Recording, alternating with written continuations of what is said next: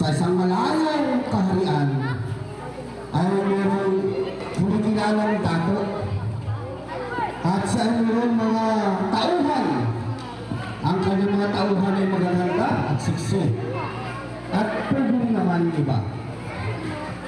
Itong mga tauhan ito ni dato ay mahilig kumain dahil sila ay mayaman at sila ay sinabi ng dato sa kanyang mga tauhan na kinakailangan magtipid at ito ang sinabi ng dato. Mga kababayan, dahil kulang na ang ating pagkain at hindi na sapat para sa ating pang-araw-araw na buhay, ay kailangan natin lumipat ng tirahan at kung hindi tayo lilipat, maraming mamamatay sa ating mga mahal sa buhay. Yan, at dahil doon, mahal na mahal nga ng hari o ng dato ang kanyang mga tauhan. At dahil kung kunti na ang kanyang pagkain at ayaw niyang mamayat ang kanyang mga tauhan, sila ay lumikas at naghanap. Nilibot nila ang buong paligid para maghanap ng makakain. Sige, tayo na maghanap ng pagkain at ating malilibatan. Tara, sama-sama tayo maghanap.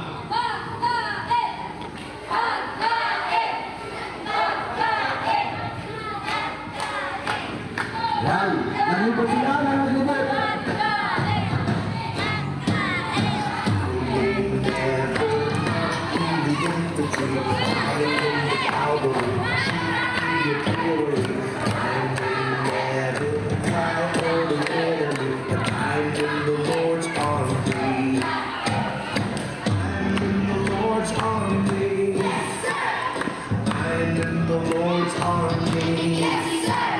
Ayan, at dahil sila ay naglibot at namahinga muna sila at sinabi ng hari na kinakailangan nila yung pagkain na titira nila ay itabi.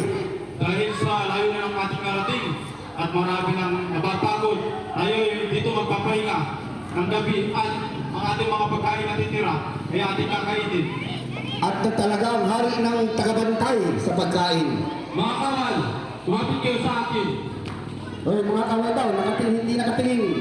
Nagalit ang hari sa mga kawal, hindi nakatingin. Yan. Pagbibigyan nyo ng pagkain ang bawat isa sa ating mamamayan.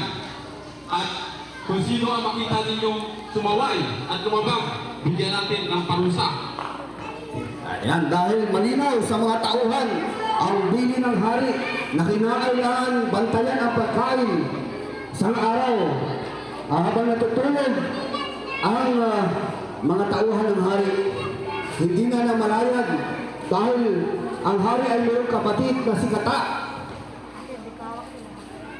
Yan, patulog-tulog ang mga tauhan ng hari.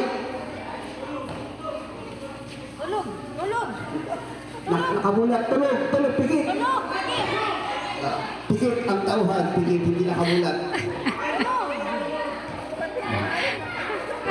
At kinuha ng kapatid ng hari si Kata ang pagkain. Kumuha ng ilang pagkain dahil ayaw niyang mamayat. At halata naman sa katawan. At pagkalipas ng umaga, at tiningnan ng mga bantay ang pagkain.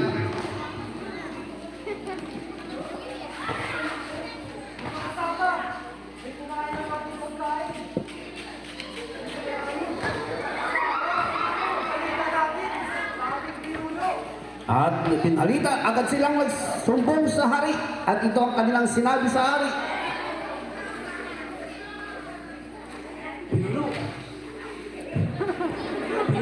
Pinuno, amin pong nasaksihan. Ang ating pong pagkain ay nabawasan.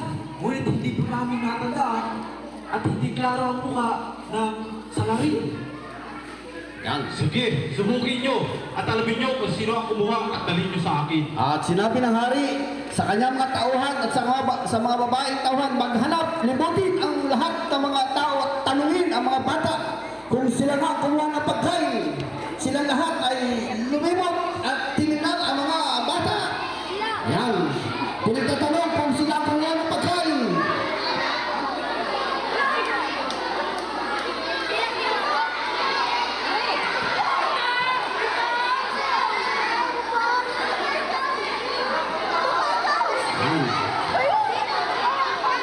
Libot ng libot sila. Pinanganga yung mga bata. Baka sila ang kumain. Tinginan yung libing kung sila ang kumain ng pagkain. Ayan. At wala silang nakita. At bumalik sila sa hari. Kay Haring Dato. Sinabi nila. Oh, tapos na. Sinabi nila sa hari. Pinuno, naghanap po kami, ngunit hindi po namin nalaman. Wala po, talaga. Okay, ganito. Abangan ninyo sa mga pagkain kung sino at kung ano ang kinuha nila. Balikin sila sa akin. At isang gabi, sa kanilang pamamahinga, dahil maghapon sila naghanap, at binantayan uli ng mga bantay at tatlo ang pagkain at talagang hindi na sila lumilingon para malaman nila ang subalit nakatulog sila at sinamantala ng kapatid ng dato na kumain uli ng pagkain.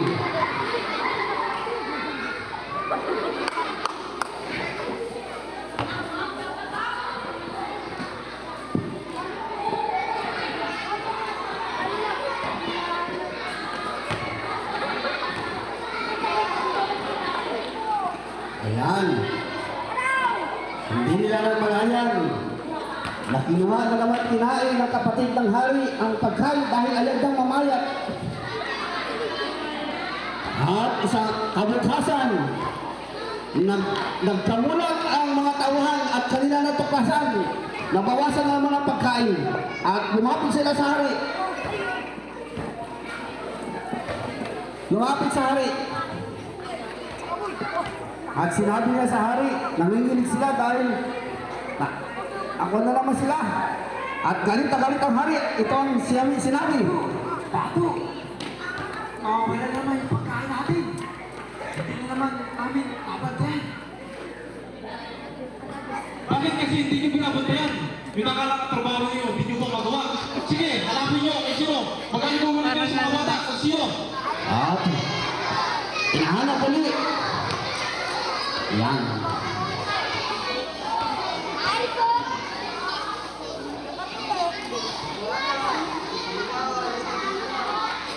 At kung wala sa mga bata, hanapin nyo sa mga tauhan kung sino. At paparusahan natin kung sino ang kumukuha ng ating pagkain. Yan. At pinuntahan yung mga tawag, pinanganga. Baka sila ang kumain. Yan. Lahat pinanganga. Subalit, meron silang natuklasan. May kumain. Sabi ng tauhan, natuklasan nila. Sumigaw ang tauhan, sumigaw. Sigaw. Maasama! Huli ka ngayon! Pulutin ako na! Kami mo! Kumakain ng ating pagkain! Hindi natin sa ating ako!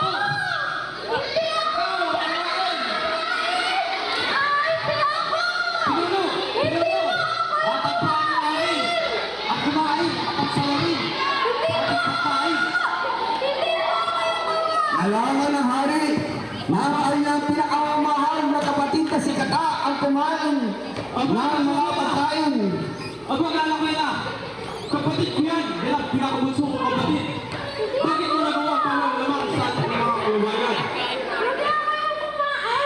Ay, hindi na! Halata naman sa bibig mo at halata naman sa katawan mo. Dahil ang hari ay may batas na dapat parusahan ang nagkasala. Kinakailangan parusahan ang kanyang kapatid na si Kata. Subalit, Pinuno! Ano pong gagawin natin dito? Dahil may pinagapat tayong batas na kapag lumabag sa ating mga batas ay kailangan parusahan. Pero dahil mahal ko ang aking kapatid, bumaba ako bilang isang hari at ako na lang inyong parusahan dahil pinakamamahal ko yung kapatid. ayan. Siya nalawa at tumanggap ng parusa ang hari at hinagupit. Pinarusahan ng hari. Parusa.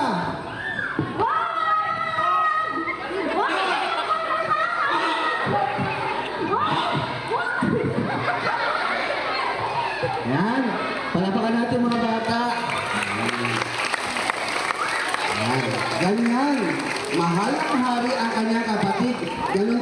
Jesus. Siya yung Panginoon natin, Hari. Nasa halip tayo ang nagkasawas. Ano nga ang kasalanan?